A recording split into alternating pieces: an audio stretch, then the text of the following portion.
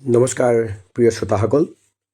বাংগালোৰৰ শংকৰদেৱ কলাকৃষ্টি সমাজৰ নিবেদিত ভাওনা গান্ধাৰীৰ কৃষ্ণদৰ্শন নাটখনে যোৱাকালি চাই অভিভূত হৈ দুআষাৰ নোকোৱাকৈ থাকিব নোৱাৰিলোঁ। ভাওনাথলীলৈ সোমাই তেখেতলোকৰ যিখিনি আদৰ সম্ভাষণ পালোঁ, নথৈ আনন্দিত হ'লোঁ। অসমীয়া পৰম্পৰাগত সাজপাৰ পিন্ধি প্ৰত্যেকজন দৰ্শকক শৰাইত চপ লৈ, লগতে সৰু সৰু শিশুবোৰক হাঁহি মুখেৰে চকলেট দি সকলোকে নমস্কাৰ কৰি আদৰণি জনাইছিল তেওঁলোকে। লগতে চাহ পিঠা খুৱাইহে দৰ্শনথলীলৈ যাব দিছিল। প্ৰায় 1000 মানুহ বহিব পৰা এটা ডাঙৰ কমিউনিটি হলত তেওঁলোকৰ দৰ্শনৰ ব্যৱস্থা কৰিছিল। তেখেতলোকৰ কৰ্মকৰ্তাসকলে ইমান সুচাৰুৰূপে দৰ্শকসকলৰ আসন গ্ৰহণ কৰাত সহায় কৰি দিছিল, দুআষাৰ নকৈ মই নোৱাৰিলোঁ। আনকি নাটখনৰ সামৰণিৰ পিছত সকলো দৰ্শকক হাঁহি মুখেৰে খিচিৰি খুৱাই বিদায় দিয়াৰ দৃশ্যটো সঁচাকৈ শলাগিবলগীয়া। সকলো শিল্পীৰে দুৰ্দান্ত অভিনয়ে প্ৰত্যেকজন দৰ্শকক বৰ আপ্লুত কৰিলে। আমাৰ শ্ৰদ্ধাৰ তথা মাননীয় শংকৰদেৱ কলাকৃষ্টি সমাজৰ সভাপতি চন্দন সোণোৱালদেৱ আৰু উমেশ হাজৰিকাদেৱৰ অনুৰোধ ৰক্ষা কৰি গোটেই নাটখনি ইউটিউবত দিয়াৰ পৰা বিৰত থাকিলোঁ। মই ক্ষুদ্ৰ দৃশ্যাংশ এটি ইয়াত দাঙি ধৰিছোঁ। ভুল ভ্ৰান্তি হ'লে ক্ষমা কৰি দিব। ধন্যবাদ।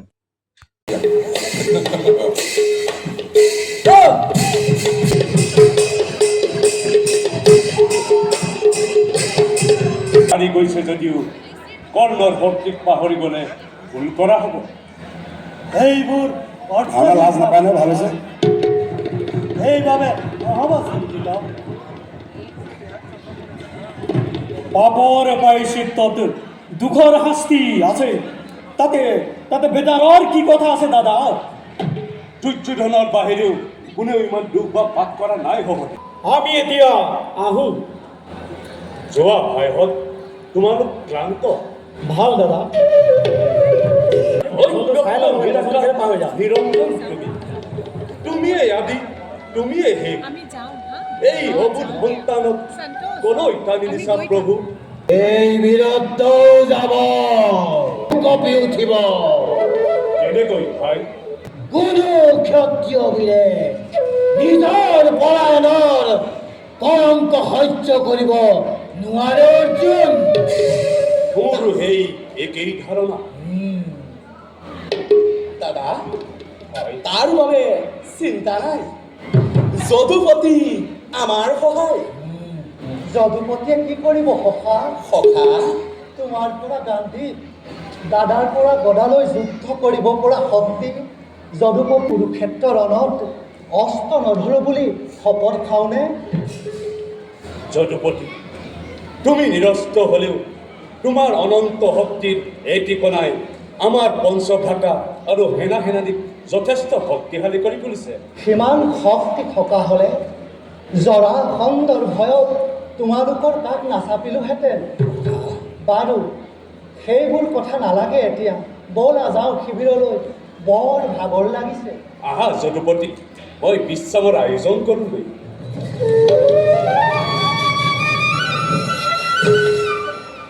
ব'লা যদুপতি, আমিও শ্ৰান্ত।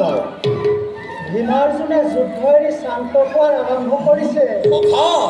আজি শ্ৰান্ত, কালিলৈ মূৰ্ছা আৰু পৰহিলৈ কৰ্ণৰ লগত যুদ্ধ কৰি মূৰ্ছিত নাযায় যদুপতি। যাবলৈ কিমান পৰ? অধীৰত সোঁতে বিলুপ্ত কৰিব নোৱাৰে মাধৱ।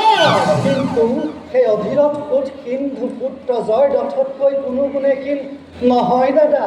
অৰ্থাৎ ক্ষীণ জয়দ্ৰথে গদাৰে আঘাত কৰি বিকুদৰক মূৰ্ছা নিয়াব পাৰে। কিন্তু সখাতহে অলপ সন্দেহ আছে। কাৰণ প্ৰতিবাদ কৰিব নোৱাৰিলা। প্ৰতিবাদ নালাগে মুৰাৰী। যুদ্ধ লাগে, জয়ী লাগে, প্ৰতিদ্বন্দ্বী লাগে। ৰাম দত্ত গুৰুদত্ত থাকক বিজয়ী সখা কৰ্ণৰ হাতত। মোৰো আছে দেৱদত্ত গান্ধী স্মৃতিত অতিকে অতিকে আকুল ইছে অতি তৃষ্ণাতুৰ ঘনে ঘনে বিচাৰিছে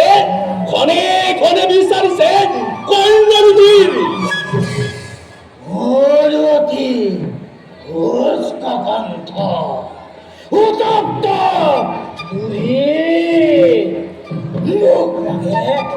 মুখ লাগে বুকুৰ অমৃত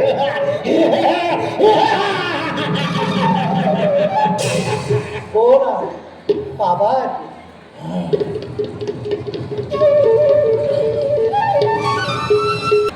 কিন্তু সেই বুলি মই নিৰুৎসাহী নহয় দুঃশাসন।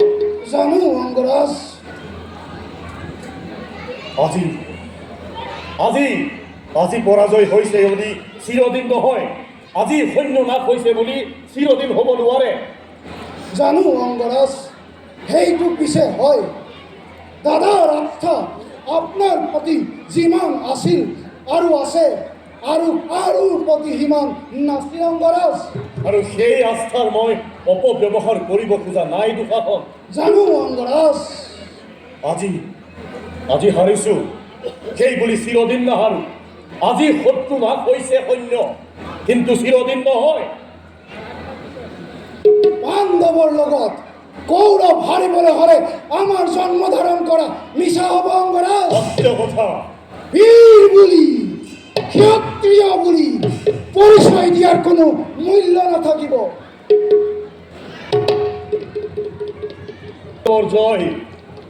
পাণ্ডৱৰ জয় এটা স্বপ্ন আৰু কৌৰৱৰ পৰাজয় এক অলিক কল্পনা।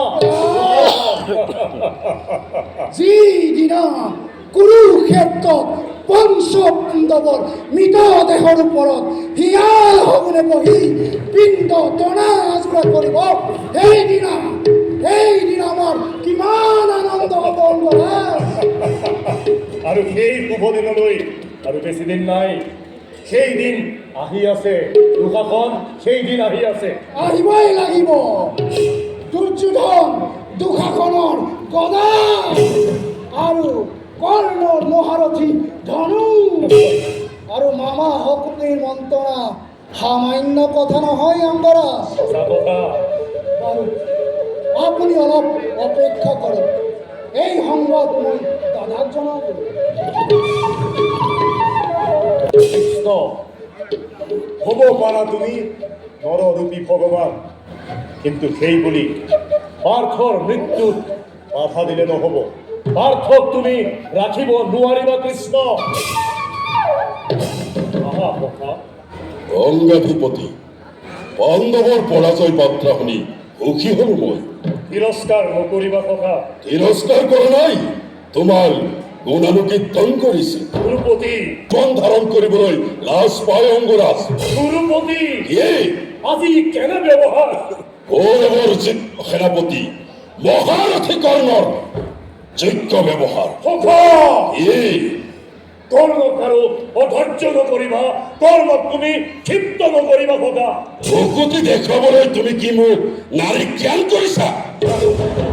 জানো তুমি মহাবীৰ নোহোৱা ৰমণী, জানো তুমি গুৰুপতি অসহ্যশালী, আৰু সেইবাবে এই নিকৰুণ কৰ্ণক তুমি অযাচিতে যাচিছিলা ৰাজ্যদান অনেক সম্পদ। কিন্তু সেই বুলি গুৰুপতি কৰ্মই নকৰে সহ্য, এনে অপমান। ধৈৰ্যৰে কোন পাৰে সহ্য কৰিব পাৰে কোৱা? এনে অপমান, কি অপমান কথা? পৰাজয়ৰ অপমান। পাণ্ডৱৰ শিবিৰত আজি জনে জনে কৰিছে প্ৰচাৰ মোৰেই কলংক কাহিনী। বনবাসী পাণ্ডৱৰ নিপুণ চানেকি চাই ৰং প্ৰান্তিতৰ ভিতৰ কৌৰৱৰ বিৰাট বাহিনী। উদ্ধৱ চাখে প্ৰাণ লৈ তেজিলে সমৰ ভিক্ষাৰীৰ তিৰস্কাৰ। বিদ্যুপৰ পানী দুৰ্বলীৰে অহংকাৰ। কোন প্ৰাণে ভাৰতৰ এক শক্তি সম্ৰাট হৈ অম্লান বদলে আজি মই লম শিৰ পাতি। নালাগে কথা, নালাগে বুজাব, আৰু অস্পষ্ট নহয়। প্ৰত্যক্ষে দেখা পাইছো তোমাৰ অন্তৰৰ মনোবেদনাৰ ৰেখা। সঁচা কথা, আজি নিদাৰুণ নিয়তিয়ে গোপনে আহি মনে মনে লিখি দিছিল ভাগ্যলিপি, প্রতিকূলে মূর ঘুরাই দিছিল ভাগ্য চক্র। কিন্তু কথা এবার এবার সতর্ক নয়, এবারে ধরিব ষড়যন্ত্র জাল। কথা দিয়ামু এজন সুনিপুণ সারথি, ধ্বংস করি পাণ্ডব, শেষ করি কুরুক্ষেত্র, পূজারাও কৌরবর কীর্তি অগণ। মৈত্রপতি করিবারে সারথ্য স্বীকার আদেশ দিয়ে করে ইয়া দেখলে হয় রাজা, ইমাত্র মোর অনুরোধ আনন্দে করিল স্বীকার।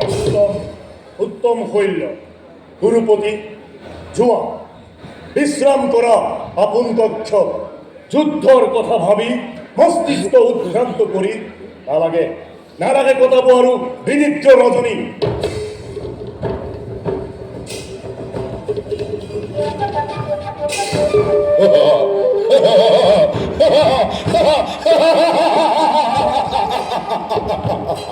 প্রবল প্রবল বেগে আসি ধুমুহা বলিব, বাধা দিব আরো নাই পাণ্ডবর, বাধা দিব আরো নাই পাণ্ডবর।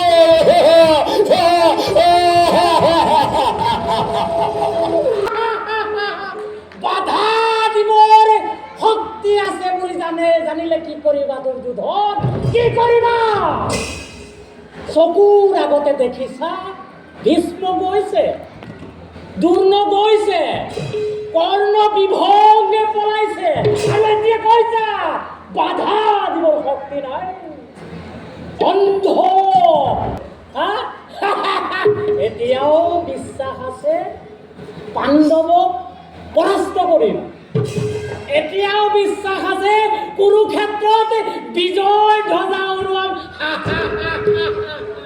প্ৰলাপ প্ৰলাপ তেজৰ পিৰণি থাকে মানে এই প্ৰলাপ থাকিব। যেতিয়া তেজ চেঁচা পৰি টনটনীয়া শিৰ কোচ খাই বীৰ শগুনৰ ঠোঁটৰ আগত ওলমি থাকিব, তেতিয়া সেই তোমাৰ উন্মাদ প্ৰলাপ ক'ত থাকিব? দেখা আজি হয়নি দৰে শত্ৰুহেৰা সঘনে কঁপিছে। হৌৱা হৌৱা কৰ্ণ যুধিষ্ঠিৰে কৰে বৃহৎ সংগ্ৰাম।